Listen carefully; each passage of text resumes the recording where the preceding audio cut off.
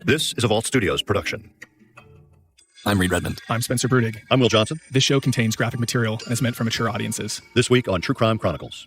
My name is Bruce Leshan, and I'm a reporter at WUSA 9, the CBS affiliate in Washington, D.C. I cover a little bit of everything, but I've covered a lot of crime in my day, going back 25 years. This week on True Crime Chronicles, we travel to the nation's capital, Washington, D.C. It is here that one of the world's top universities for the education of the deaf and hard of hearing is located. Gallaudet is the premier American university for the deaf and the hard of hearing. And it's like Harvard, Princeton, and the Brookings Institution all rolled into one. It is a place that is central in deaf culture. All across the country, the deaf community looks to Gallaudet as the place where they can be themselves, where they can be natural, where they can no longer be a minority, but they're actually the majority. They're with their friends and their community. And it's so important in the hearts and minds of deaf people all across the country and all across the world. It's September of the year 2000. The 99-acre campus is bustling as the new school year kicks off. But this year is memorable for all the wrong reasons. There's this vision that the deaf community there's probably a prejudice that the deaf community is immune to crime. It's a prejudice that thinks of the deaf as being somehow innocent. But that's not the case. The deaf community faces the same challenges that the larger community faces. There's crime in the deaf community just like there's crime in the broader community. There are murders in the deaf community just like there are murders in the broader community. Over the next 6 months, there would be 2 murders that terrify everyone on campus, an investigation that makes several mistakes, and a subsequent trial unlike any we have covered before. Eric Plunkett was a freshman. He was 19 years old. He was a creative, curious young man. He had just joined the Lambda Society at Gallaudet. Although Eric was seemingly thriving on campus, he reported to the university that someone had been harassing him. He had gone to the college administration at some point, to counselors, and asked what should happen if someone's being bullied because of their sexual orientation. There was a lot of concern, actually, in the gay community at Gallaudet about bullying and harassment. Police get a call from one of the dorms on campus. There is a strange smell coming from Eric Plunkett's room. In September of 2000, his body is found. He's been beaten. There are bruises around his neck. He's bloody. He's found there in his dorm room, beaten to death. And that set off a real panic in the community about what was going on. Police begin looking at those closest to him. There was a guy that was pretty quickly arrested by D.C. police detectives, a guy named Thomas Minch. Minch was another student at Gallaudet, one who knew Eric well. Who police said had confessed. But on further examination, it turned out that what he had confessed to was simply pushing Eric Plunkett. But that was enough for a detective to stop the interview midstream and arrest and charge Thomas Minch with Eric Plunkett's murder. The next day, the U.S. Attorney's Office looks at these charges against Thomas Minch and decides that there's not enough evidence there. They don't really have the goods on Thomas Minch. He didn't confess in the interview room, in the interrogation room, to the murder of Eric Plunkett. No, all he had confessed to was pushing Eric Plunkett. And so the prosecutor said, there's not enough here. And he was released and let go. He didn't go back to the Gallaudet. Minch went home to New Hampshire. And many people at Gallaudet for many long months believed that Thomas Minch had murdered Eric Plunkett. And the D.C. police continued to suggest to media sources that Thomas Minch was good for the murder of Plunkett. But there just wasn't enough evidence there. As rumors run rampant, and with investigators still convinced Minch killed Eric Plunkett, the unthinkable happens. Another student is killed on campus. So this is a 5-alarm fire. Benjamin Varner is found beaten and stabbed in his room, another 19-year-old at Gallaudet. He's been stabbed 17 times. People quickly realize it couldn't possibly be Thomas Minch who committed the murder of Eric Plunkett because Thomas Minch was in New Hampshire when Benjamin Varner was murdered. So it couldn't be him. Police investigate, and they go back, and it turns out that the original detectives that had looked into this case had missed the most obvious thing. A third student, named Joseph Mesa Jr., was the one who had alerted campus authorities and police after the first victim, Eric Plunkett, had been killed. He had said that he smelled some odd odor emanating from Eric Plunkett's room. And when they went and checked, they found Eric Plunkett dead in the room. But instead of just doing the most kind of cursory basic check on Joseph Mesa Jr., the police immediately settled on Thomas Minch. But if they had gone back and looked at Joseph Mesa Jr., he had been in a previous situation in which he had admitted stealing $3,000 from another student. But police didn't do that kind of basic check that is usually done in detective work. You know, you go back and you look at all the connections and you look into the backgrounds of people and you talk to their friends and friends of friends.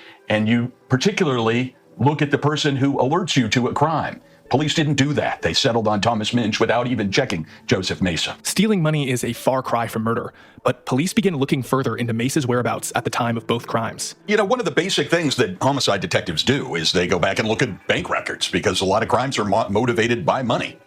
And so they're looking through Varner's bank records and they see that this check has been cashed on his account for $650, and it's cashed after Varner is dead. They go back and they look at the videotape, the surveillance tape from the bank, and there is Joseph Mesa Jr. cashing the check for $650.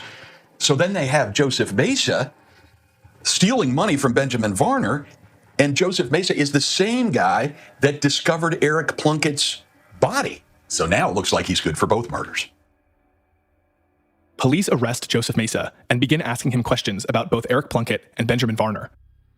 Joseph Mesa admitted to police during a confession that he had gone in and wrapped his arm around the neck of Eric Plunkett, who had cerebral palsy, and Mesa figured he would be an easy target.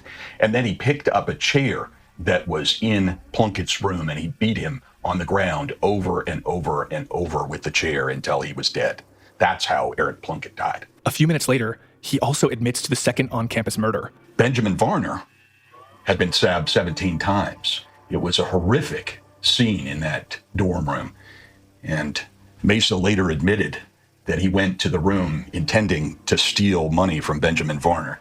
And he noticed a paring knife, a small knife, under the microwave in Benjamin Varner's room. And he knew that Varner would be a tougher kill than Plunkett because he was a bigger guy and he didn't have cerebral palsy. And so he grabbed that knife and stabbed Varner over and over again 17 times until he was dead. Joseph Mesa Jr. is charged with murder and pleads insanity, detailing that he was told to kill. Bruce covered the trial in its bizarre entirety. Well, I don't know if I'm just more gullible than the average person, even after covering so many trials, but I actually listened and was halfway convinced by his testimony about his insanity. And what he testified to was that he had not voices in his head, but black leather-clad gloves in his mind. And those gloves were directing him to kill people.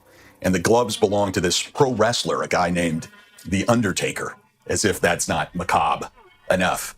And he said that The Undertaker told him to murder Plunkett, and The Undertaker told him to murder Varner. The prosecution doesn't buy it and quickly responds with evidence that Mesa knew exactly what he was doing when he committed the two murders. It turned out there was a critical series of letters that Mesa had written to his girlfriend. And in those letters, he actually said that he planned to pretend that he was crazy in hopes of getting off of these charges. And there was a great deal of argument in the court behind the scenes about the admissibility of those letters. And Mesa's lawyers argued that they should be inadmissible. And the prosecutors said that we have to admit these letters. And the judge sided with the prosecutors. And that actually went up on appeal. And that was what they appealed, that the judge should not have admitted the letters to his girlfriend.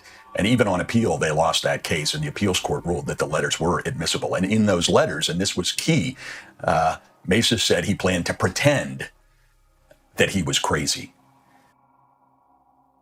Later, several jury members revealed just how critical these letters were in their decision-making. When the trial was over, the jury foreman said that the jurors might have been swayed by Mesa's arguments that he was crazy, but that letter to his girlfriend in which he said he planned to pretend that he was insane weighed heavily with the jury. It would have made a difference to them if there hadn't been this letter saying that he planned to fake insanity. The trial concludes, and the jury is ready to read their judgment. So I was there in the courtroom when he was found guilty of these two horrible murders, and I watched. I was in the front row, as I recall, and you try and cran your neck around trying to see his face, trying to get some sense of what he's doing. And what was so odd is there wasn't any reaction at all. They said he was guilty of these horrific crimes, and he didn't react at all. At sentencing, he's given the most severe penalty that DC can impose, life without parole, 2 life without parole terms. No reaction at all from Mesa. Psychiatrists testified that he was a serial killer in the making. The prosecutor said he was a serial killer in the making. The counselors who interviewed him said he found the murders gratifying, as if it was an end in and of itself. He was a man, according to the prosecutor, who would have kept killing and killing and killing if they hadn't discovered him. He was a man who, at the hearing on the stand, testified that the Undertaker, this pro wrestler that he had visions of, had told him to murder the prosecutor himself. And the prosecutor said, well, you can control yourself when the Undertaker is telling you to murder me. You can control yourself now, but you didn't control yourself when you murdered Plunkett and Varner, did you? And Mesa's response was, I haven't killed you yet. During the sentencing hearing, Mesa apologizes to the families, saying that his victims will forever be in his memory. The prosecution brings in further testimony to present Mesa as someone who should spend the rest of his life in prison. You hear a lot about serial killers taking their anger out on pets. And it turned out, and it was introduced at the penalty phase of the trial, that Mesa had a history of violence towards animals. He admitted to counselors, and they testified on the stand, that he had beaten to death a cat when he was a teenager, a pet cat. And not only did he kill the cat, but he killed all the kittens that the cat had as well as a teenager.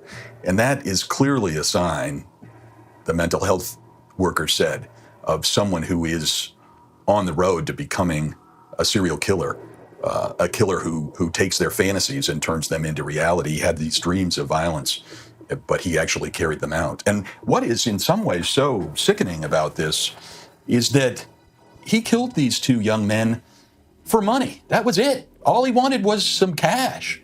Typically, beating somebody to death or stabbing them to death is a crime of anger and passion. You know, you don't commit such intimate violence at close range, usually just for money. You usually commit, when you see those kinds of crimes, they're committed because someone is terribly angry about some horrible violation. But in these cases, it wasn't about some terrible thing that these 2 young men had done to Mesa. It was just that he wanted their cash. And he used their credit cards and he cashed bad checks on their accounts. So that he could go out and pursue what he wanted, you know, the little things that he could buy with whatever money he could take from him. And he had a pattern of it. He had done it before. You know, he had stolen $3,000 from another student who luckily he didn't harm in any other way before that. And you kind of wonder if maybe they had taken that first case more seriously, if perhaps Plunkett and Varner might still be alive and Minch might not have been subjected to something that ruined his college career. Minch left the university and never returned. He actually filed a wrongful arrest case against the DC police because of their shoddy work in arresting him. And he lost the initial civil case that went after the conviction of Mesa. But on appeal, the appeals court justice said, that's right, he was wrongfully arrested, and you subjected him to terrible trauma. So you wonder what the impact has been on Thomas Minch's life for the rest of his life, in addition to the horrible deaths of Plunkett and Varner. Joseph Mesa Jr. was sentenced to 6 life terms without the possibility of parole. He is serving his sentence in a maximum security prison in Atwater, California. She had a life, and someone took that away. 31 years hunting for her mom's killer. And it's going to end with me getting the person that killed my mom. Pune Gray is closer than ever. So these are dangerous people. Extremely dangerous people. From the team that brought you Urge to Kill, I'm Ashley Korsland. Are you willing to go to war, so to speak? And this is The Yellow Car. I'm always ready for anything. Subscribe now. Hey, True Crime Chronicles listeners, Reed Redmond here, joined by Spencer Brudig. Our esteemed third co-host, Will, is out this week, but he'll be joining us as usual again next week. And Spencer, this is a fascinating story and a heartbreaking story. And one element that I was particularly interested in asking you about is a trial in sign language. I've never witnessed something like that. Does it look, I assume it looks different than a typical trial? Yeah, I know that was one of the later questions I asked of Bruce Leshan, our reporter for this episode, was, what was that like covering this? I had in my head that maybe it was going to be a lot more silent or take a lot longer, but Bruce said that it really wasn't any different when Joseph Mesa was giving his testimony or when someone that spoke was giving testimony. They had sign language interpreters both ways, so there was really no lag time in communication, but I'm sure it looked quite different. The other thing that's just so interesting to think about is, when people are pleading insanity or people that are mentally ill, sometimes they will say that they hear voices in their head, right? But in this case, someone that does not hear, he sees sign language in his head. And he was claiming to see these black gloves telling him in sign language to commit murder. And that is just such an interesting psychological fact about this case that I've never heard or seen before. Right. It makes sense. People think in different ways, whereas, I think in terms of speech patterns that folks who are deaf and speak sign language would think in terms of signing. And not to be overlooked, this really terrified the deaf community because there was potential that someone was, targeting them. And this really was quite frightening for Gallaudet as a university, especially because these murders were being committed on campus in a dorm room where you would think, the security is high. How do you get in? And this really, shook the university and its population to its core. And not to mention that there is this window of time between the two murders when someone else was arrested for the first murder. And you have this whole broader university community that's shaken. And then all of a sudden there's this assurance that, oh, hey, the murderer might not be on the loose anymore. We've arrested this guy. And then all of a sudden have this second murder happen and realize that there's a killer out there. I just can't imagine that had to be really terrifying for the whole university. Yeah, definitely. And it does beg the question, if police had done more diligent investigation, could Benjamin Varner still be alive today? It's an interesting thing to think about. The other thing that's so scary is when that second murder occurred in February and people kind of had it in their heads, hey, this is the guy that did it. He is loose. He was released. He is loose, but he's in New Hampshire. And all of a sudden, it's not him. It can't be him. He has an alibi. He is at home in New Hampshire. I can't imagine the days following that second murder, how crazy that must have been for everyone on campus, and especially in the dorm room. And to bring this back to the trial, Bruce Leshan talked about this a little bit, but this obviously wasn't a case of whether Mesa killed these two people or not, but whether or not he could be held accountable for it, could be convicted of murder. And it sounds like really the key piece of evidence at trial was those letters that he wrote to his girlfriend. Yeah, because he had confessed to both murders, this was not a case over whether he did it or not. It was going to be whether he was going to be tried as a sane adult. And Bruce, as Bruce says in the episode, he was really, he really took to Mesa's testimony that he was a depressed person that wasn't able to communicate, that felt as an outsider and was unfit to stand trial as a sane person. And these letters where he wrote his girlfriend essentially saying that he was going to fake insanity was the linchpin for this entire case. And they were able to get that approved for the trial, and he was convicted because those letters were so powerful in essentially combating the idea that he was insane. In his own words. Spencer Bruttig, thanks as always, and thanks to Bruce Leshan at WUSA for bringing us this story. Spencer, if folks are interested in discussing this case or any of the other cases that we cover, where should they go? Yeah, we have a Facebook group called Inside the Crime Vault. It has about 6,000 members, and we look forward to discussing this case and other cases like it with you on that platform. And of course, we have a new episode of True Crime Chronicles every Monday. You're going to want to make sure you're subscribed to or following the show in whatever podcast app you use. We'll be back next week with a new case and a new story.